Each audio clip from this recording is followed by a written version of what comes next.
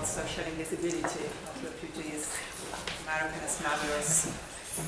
We also will go back to the paper in the discussion. I give the floor to the last speaker of this panel, Djurdja Trajković,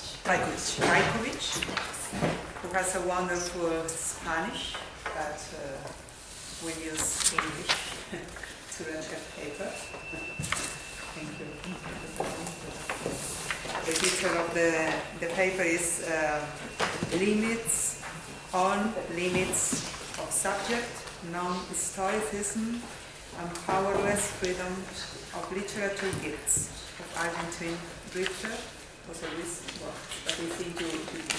I have to apologize that I changed the title and the approach because I actually wanted to turn that paper into a chapter of my book, so I had to change the approach. So the new title is called Engaging Literature, Julio Cortázar and the Production of Vulnerable Subject. Among heterogeneous roles of literature, literature also dedicated itself to the question of subject, simply because literature, through narrative, partakes in the creation of material and symbolic places. In that sense, literature, within its narrative world, has been a source of rich materials for complex aesthetic, political, and social analysis. In this exposition, I will first recast the dominant ways of constitution of subject in Latin American literature and offer a reading of Julio Cortázar's story as not only challenging dominant paradigms or destabilizing it, but also offering an alternative possibility. The place, role, and nature of literature in Latin American landscape has always been fraught with tensions and ambiguous relation between writers and engagement. As Walter Mignolo suggests, the emergence of literature in Latin America in the middle of the 19th century grounds the birth, on one hand, the elite class of engaged writers, whose task was the creation of an autonomous and stateless subject, divorced from any forces of the historical, social, and political influences. And yet, such subject metonymically grounded the dominant Creole hegemony as a figure that emerged in the literary writings of the autobiographical novels at the end of the century. The grounds of Latin American nations were formed through literary representations of Creoles as the sole bearers of common geographies, common histories, and common destinies, which were based on the modern subject.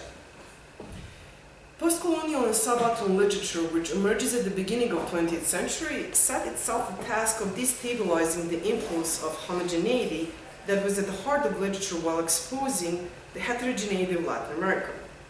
Angel Rama's text, Transculturación Narrativa in America Latina, conceived of literary writing and engagement as a decolonizing search for cultural representation, independence, and originality by rediscovering and translating the popular roots, or by transculturation of the diverse subaltern cultures of interior. Latin American literature's historical project was to overcome formal and cultural dependency of European ideas by expressing the native people and their struggles.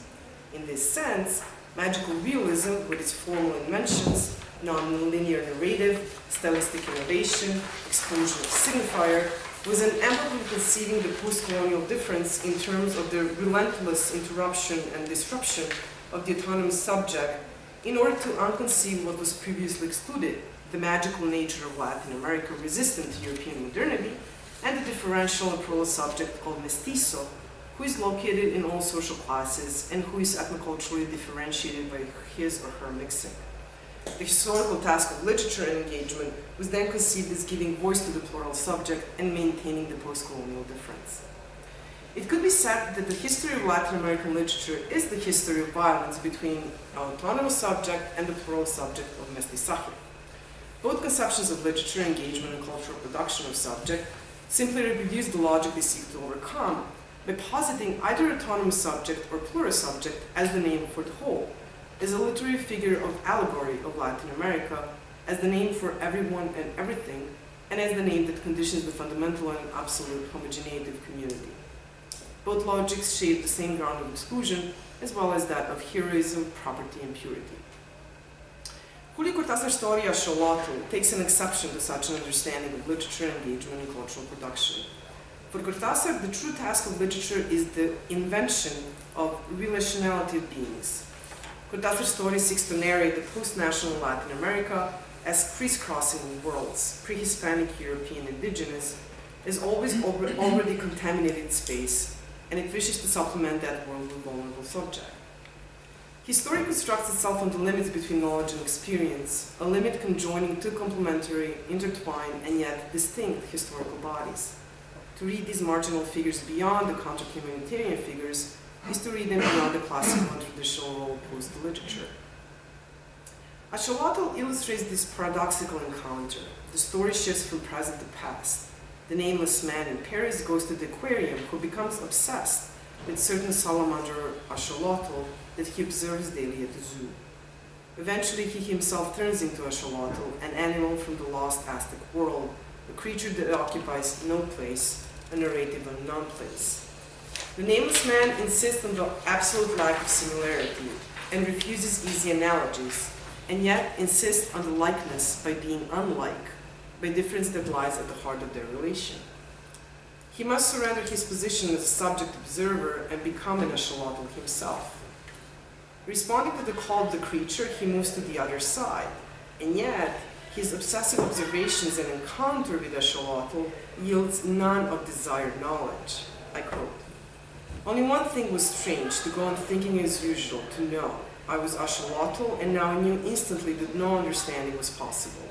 Knowing him, being him himself, I was an axolotl and in my world. The horror began, I learned in the same movement, believing myself prisoner in the body of axolotl, metamorphosed into him, still with my human mind intact." Leaving aside now the critique of anthropology, which has been at the center of post-colonial and subaltern studies, the fable challenges and undermines any desire for knowing the other. The plethora of signifiers such as knowledge, understanding, thinking, yield to the encounter that exceeds any known perspective. If he could only understand axolotl to know him, he would be able to obtain that knowledge. And yet the encounter does not yield any knowledge, or better yet, it marks the failure of knowledge to grasp the other, and consequently to yield a self-knowledge, or to subsume other and the self to property. Even though the axolotl as such cannot be known, represented, or translated via any discourse, axolotl is not an absence, exclusion, or silence, but marks effective and irreducible contamination and trace that prevents the man of ever coinciding with himself. It is this kind of experience that prevents him with ever translating the other into property, possession, or mastery, which nevertheless identifies him like a scar, unnatural and yet unbearable. Axolotl intimates that traversing, engagement, and crossover with what is shared is the experience of loss and death, as well as impossibility of reducing other to knowledge.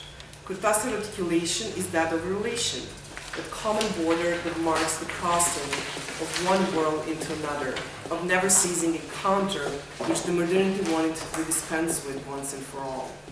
The nameless man and his being lies neither in the interruption of the subject nor its displacement, but at the boundary, at the border as such, the meeting place of common worlds, the collision of sites, real and populated spaces, but never a property nor possession.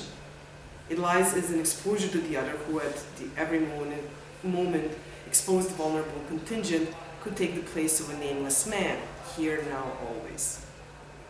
In this sense, the story is the figure of resistance to the movement of the translation into proper name, into identity and self-possession, and dominant discourses which try to relieve the subject of bind, relation, and obligation.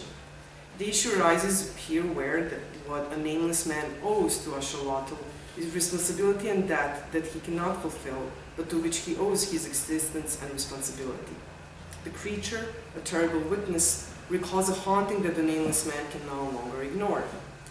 The axolotls have claimed his body through the debt a priori, an illegitimate inheritance in his existential stage, and this encounter of worlds materializes from historical inheritance which he cannot make his own. The relation between him and other may well be said to constitute the vulnerable subject. If there is a relation between him and another whom he seeks to know but cannot know, whom he seeks to experience and touch, and who has no gender that is known, no history that can be presumed, and who compels him to relinquish the violence by murmuring the trace of its existence and vulnerability, then this mode of literature articulates the possibility of non-violent engagement and also non-violent relation to community. Cortázar's story may well be used to exemplify the kind of community based on mourning. For Cortázar, mourning is a permanent dispossession and agreeable loss, and the hope is that the mindfulness of this vulnerability can become the basis for non-violence. Cortázar suggests, or seems to suggest, that literature could perform of unveiling the vulnerable subject that was always already there, covered over by the heroic myth of autonomous subject and its disruptions. The text's affirmative moment lies in the suggestion that in the non-violent encounter with Axolotl, an alternative relationship with community can be established, irreducible to community of homogeneous values, destinies, and essences. So instead of a conclusion, I want to pose some difficult questions, because it seems to me that Cortázar's story challenges the ways in which we have traditionally thought of the relation between engagement and literature. It could be said that we have inherited two ways of thinking about engagement. That of Sartre, which resembles the ways in which letrados, or men of letters, and most writers in Latin America have thought of themselves.